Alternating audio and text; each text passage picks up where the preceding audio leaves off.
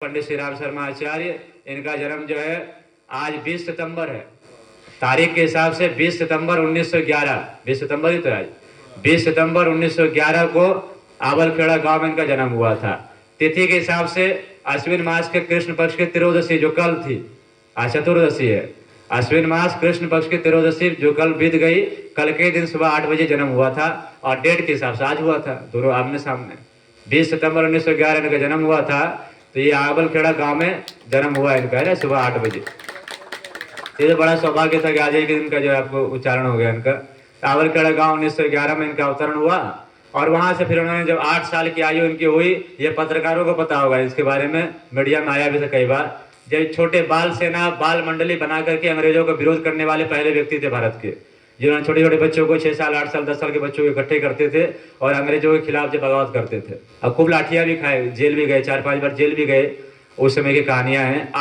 10 साल की जब आयु हो गई 1921 में, तो इनके पिता जो थे रूप किशोर शर्मा, ये बहुत बड़े प्रकांड विद्वान थे, भागवताचार्य थे उस जमाने के, और बड़े बड़े राजपुरोहित रजवाड़ों में ये कुल पुरोहित हुआ करते थे। 2000 बीघे जमीन थे, कई सारे गाय थे, खूब अगाध धन संपदा, इसको जमींदारी कहते हैं आप। वैसा परिवार था इनका, संपन्न परिवार। बेटे अकेले थे, माँ पिता के इकलौते थे ये। 1921 में इनको गायत्री दीक्षा दी गई, जिसको हम जाति से कहे, वर्ण से कहे, तो वो ब्राह्मण परिवार से थे और सनाट्य ब्राह्मण थे, उच्च कोटि के ब्राह्मण में उनका जन्म हुआ था। भगवान जब ये अवतरण होते हैं तो ऊंचे ही कुल में आते हैं सब, जहाँ संस्कार अच्छे हो, माँ बाप का संस्कार अच्छा हो, ऐसे कुल परंपरा को चुन करके अवतार आता है। गुरुदेव ऐसे जगह पर चुन करके आए। वो 1921 में मदन मोहन मालवीय जी, सब जानते हैं उनको, काशी विश्वविद्यालय के संस्थापक, वो और इनके पिताजी दोनों क्लासमेट थे, सहपाठी थे, साथ में पढ़ते थे। काशी में जाकर के गंगा किनारे इनका गायत्री मंत्र से दीक्षा हुआ। गायत्री मंत्र जैसे हम लोग बोलते ऐसे नहीं बोला जाता था उस समय गमछे से दुपट्टे से ढक करके कान में फूका जाता था, कान में बोला जाता था मंत्र। वही वैसे प्रक्रिया से ये भी गुजरे, गायत्री मंत्र की दीक्षा हुई।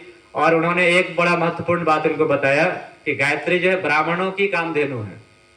तो इन्होंने सोचा ब्राह्मण तो हम है, तो मेरी कामधेनु, वो धेनु माने गाय होती है, जिससे जो कुछ मांगा जाए मिलता है। तो इन्होंने अपने पिताजी से आगे पूछा कि ऐसा उन्होंने क्यों कहा कि गायत्री जो ब्राह्मणों के कामधेनु है।